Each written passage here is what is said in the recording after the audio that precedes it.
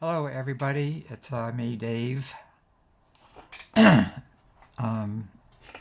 is a kind of mixed video, just updates on things and some experiments and stuff like that. So I've got my little cheat sheet here again. I'm not really great at reading things, just trying to note things I want to talk about and fumble with my mouth. I'm 75, my mouth doesn't work all that great anymore, and I can't even hardly see the screen anymore. I've got cataracts, and I'm going to get them fixed around December or something like that. I need to remember to look up here so it doesn't look like I'm looking down all the time. So anyway, I had an issue with Mojo Tone recently. I thought I should let people know about.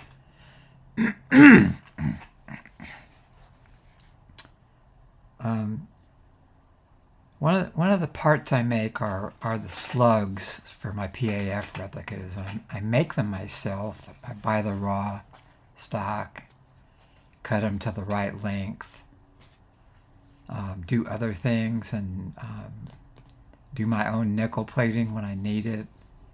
Though, mostly I'm doing aged slugs, so they don't get plated because they would be rusted anyway, so it doesn't make any difference, and they look really good rusted on a aged humbucker bobbins and stuff like that. So trying to keep my mouth going here. So I've been looking around to find somebody that actually makes authentic replicas in the right alloys for slugs, the right length, and there just aren't any. And then I ran across some on Mojo Tone that said they were the right alloy and they were the right length, which almost none of them are. They're always too short. So, oh wow, I can take a little bit of stress off making them myself on my little metals lathe, which involves standing up for hours, cutting rods, and hand filing the burrs off of them. So the PAF slugs were never had a bevel on them, ever. They were using screw making machines to do the slugs, and there's still a few of them out there working, and they weigh a couple tons or something like that. So buying one and learning how to make it work, and no room in the garage, that doesn't work. So I bought about $150 worth, and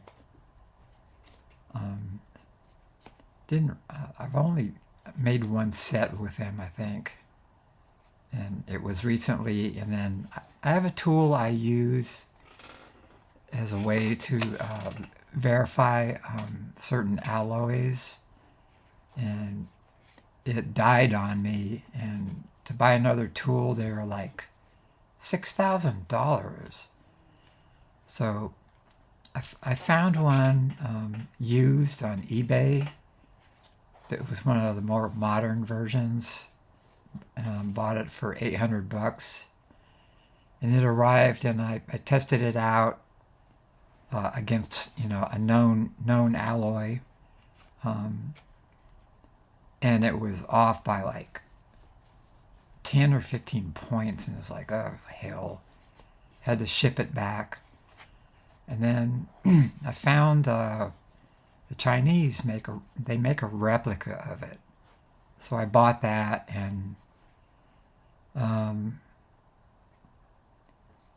with a lot of trepidation I tried it out, and I was just like praying this thing is gonna give me accurate readings. And they had a couple problems that I had to fix, but then it did give me really good readings. So I tested the Mojo slugs, and the reading was like 5 points off, and I went, oh hell, this isn't the right alloy. I emailed them and told them, I tested these slugs and they're wrong. And they said, okay, we'll check with our supplier. Sure enough, there had been sold like 220,000 slugs plated in the wrong alloy. And it's like, this stuff has lead in it. You can't legally sell anything with lead in it to EU companies. It's against the law. So you don't want to be caught doing that. And I had to take apart a Belden set that I had used those slugs in and make new slugs myself and age them and put them in. And that was a chore, It cost me a bunch of time. So I'm back to having to make them myself. And they look a lot better than the ones Mojo had. The bullseyes on them were like hardly visible at all.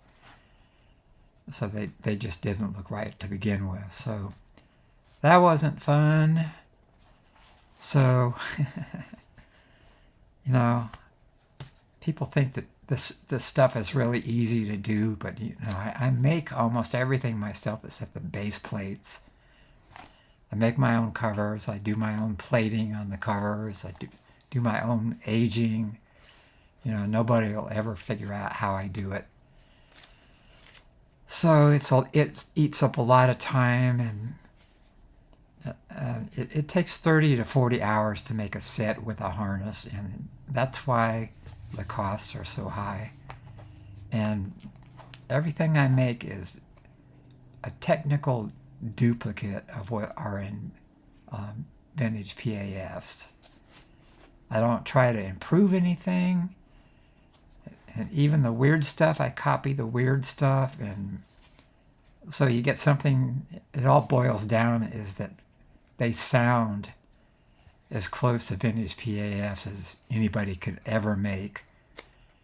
And that comes from 25 years of reverse engineering work on PAFs from every year they were made. And, several times over. And don't forget, if you have a dead PAF or one that has a problem, needs work, I do that work for free because it gives me more pages to put on my clipboards of documenting everything I've known about them. And there's a lot of strange things you've never heard of, and I don't tell people about it. So moving on, I had some guy on my SDPickups YouTube video channel say he commented that well, I'm never going to watch your 4 series volume called The Les Paul That Isn't, because that's exactly what it is. It shows you that your Les Paul, it's nothing like a vintage one, and that's why they don't sound right. And weird stuff that Gibson does, it just is so out there and not even close, and he's like, your documentary would just be a hater's view of Gibson. Well, I don't actually hate them, though I have zero respect for them because they're ultra commercial. Their advertising is false and misleading, and they've been like that since 1970. And I have one Gibson guitar. It's a classic that I bought because they were still using actual ABR1s on them. When nowadays they put cheap Nashville bridges on them. They're just awful. They're cheap. They're awful. They're tone killers. You know, I just have no respect for that. They're a CEO company. They lost their authenticity decades ago. So, you know, I told the guy, do you know what reverse engineering is? What I do is reverse engineering, and I was taught by engineers in the magnet wire industry and the steel industry from a guy in a big German-owned steel mill. Ferromagnetics Alloys senior engineer. I mean, those guys know everything. You know, they get the big bucks because they're well educated. They're math geniuses. You have to be a math genius to even understand the technology and the history. And my reverse engineering of all the ferromagnetic steel parts and PAFs, nobody had ever done any work on that. So it was a history of steel making basically from 1937 to 1977. And I wasn't interested in anything they made after 1977 when the last of the T-tops, you know, the worst ones were made.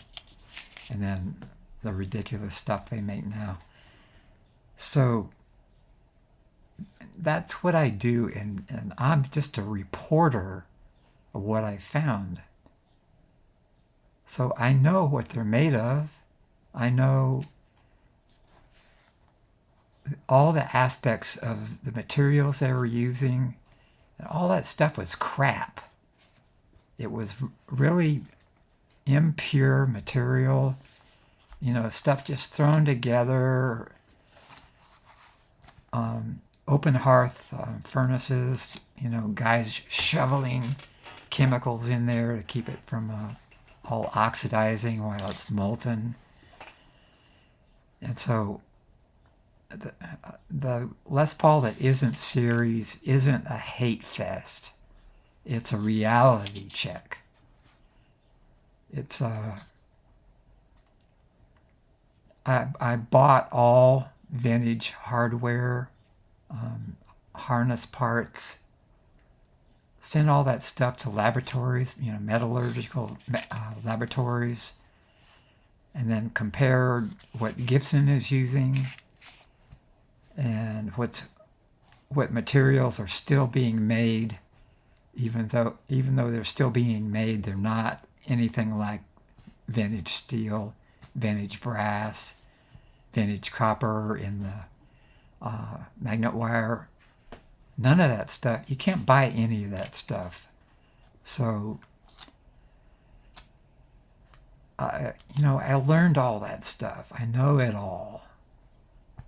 And nobody else did anything like I did. So, you know, that's 25 years of hard work, a zillion prototypes that I made, using my ears, you know, getting decent amplifiers, never using pedals because, you know, if your guitar needs pedals, your guitar isn't a decent guitar. You should be able to just plug into any really good amp. You should get great tone. If you need a pedal to fix it, you know, I'm fine with that. If you know, in a cover band, you need to, you know, copy other people's music and stuff like that. Yeah, you probably need pedals, but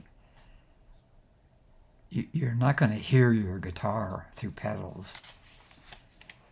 And you're not going to hear your guitar through a solid state Kemper or something like that. So you know, I'm a purist.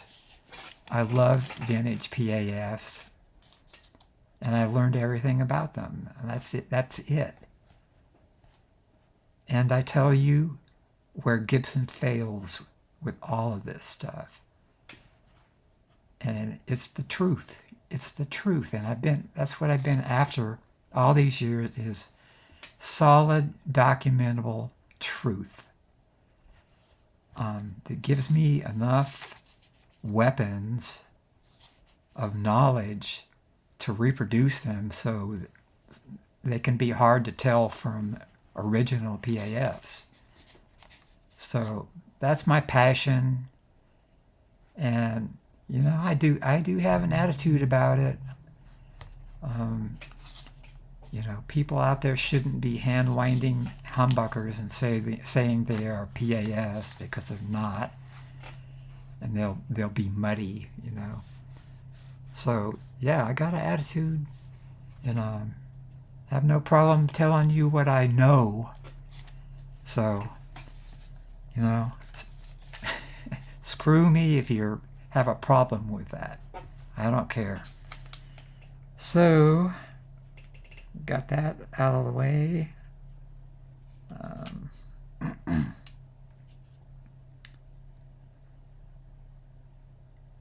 So I've been working. If you watched my last video, it probably confused the hell out of you, because I don't get any comments on it. People don't understand what I was doing. And from all that stuff I did, I learned something. I learned some valuable tools. And I talked about them in the video, and I guess nobody understood it. So I'm still working on that.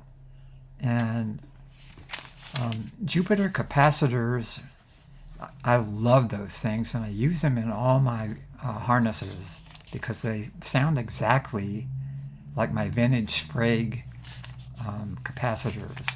I mean, exactly. The first one I got, I put in and replaced a vintage Sprague, paper and oil, old B type capacitor. I replaced it with a Jupiter. I couldn't tell the difference between them. I was like, whoa. So I use them in all my harnesses, and I'm learning which capacitors, you know, between tin foil and aluminum foil, which ones to use in which sets.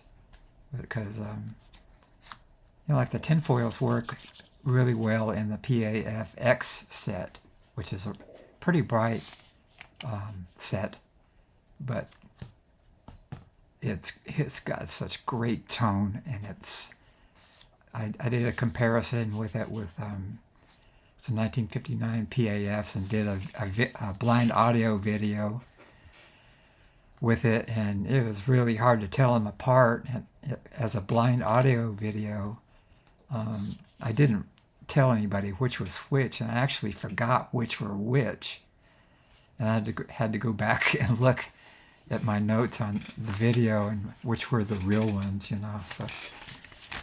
So they're one of the best sets I've made in 25 years, you know. The other being the Belden set with vintage wire.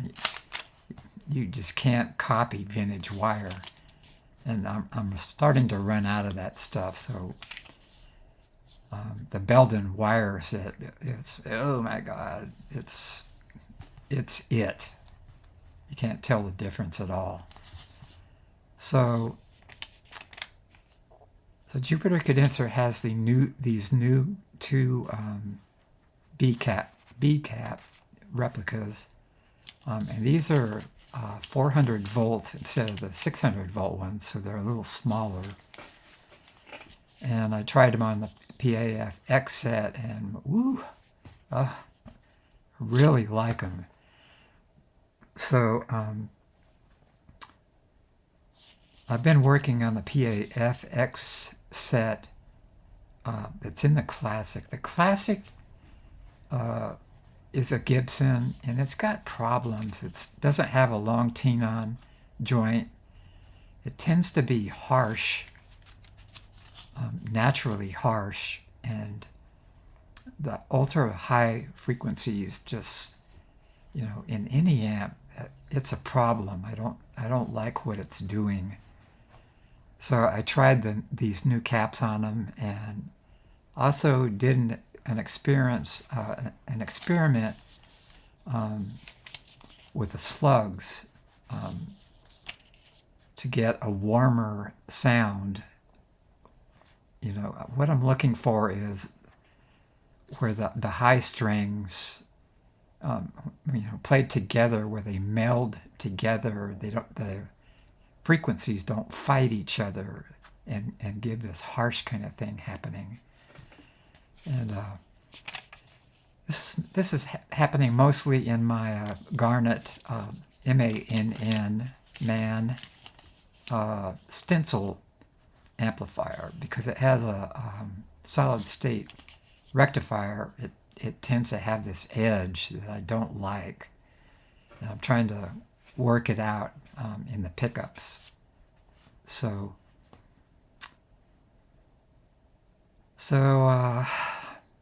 I used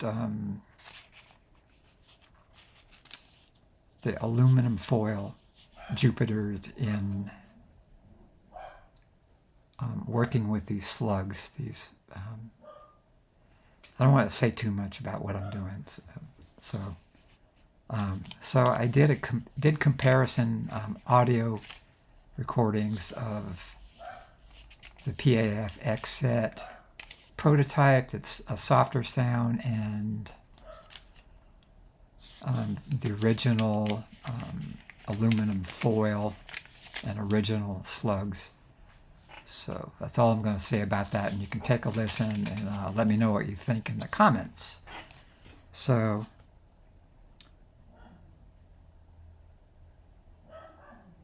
that's it. So here's a couple of photos and two noodling recordings. Tell me which one you like. I had to do it in two different guitars, so that's an issue. I used the classic, and I used one of my Epiphone Elitists made in Japan, and they were made there for Gibson. Gibson paid for it. Some of the Elitists have the Gibson name on the truss rod cover. They have full maple cap, no veneer, three-piece mahogany on the back, real Brazilian fretboard, Grover tuners, although they're cheapy, cheesy versions. And my dogs are trying to get into this video, so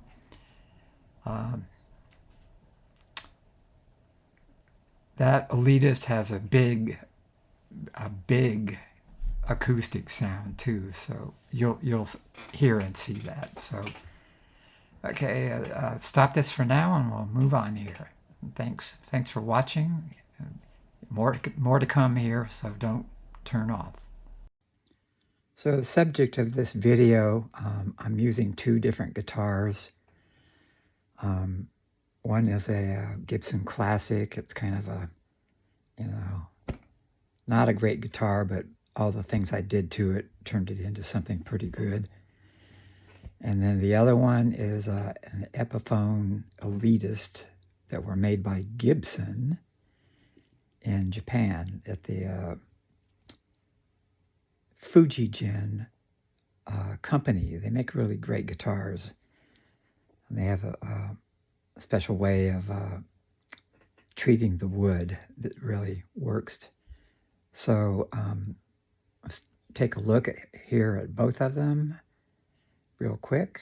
So I have to switch over. And this is both of them.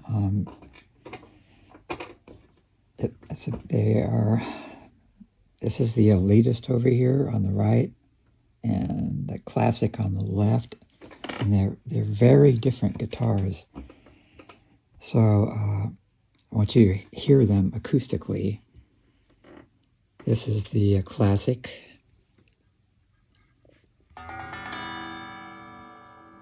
And then this is the elitist.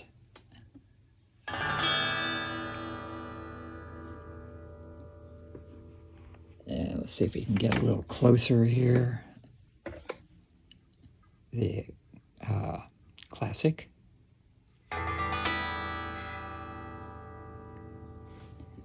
And the elitist. The elitist has a really bigger sound. It has, let's see if I can get it in there. It has a long tenon neck joint. And the classic doesn't. The elitist has a solid maple cap. The classic, I'm not real sure, has a mahogany back. They're just completely different animals, and the elitist is just, the elitist also has real Brazilian fretboard. The classic, it's like Indian rosewood. It's cheap stuff. It's real soft. Doesn't have the edge that Brazilian does. So let's take a listen to them through my amp. And both of them have the PAF X sets, although in the elitist, this is a prototype that I worked on, and I wanted you to hear that. So you have to take into account that both guitars sound different plugged in, but I think you'll get the point when I get this video done. So let's go there.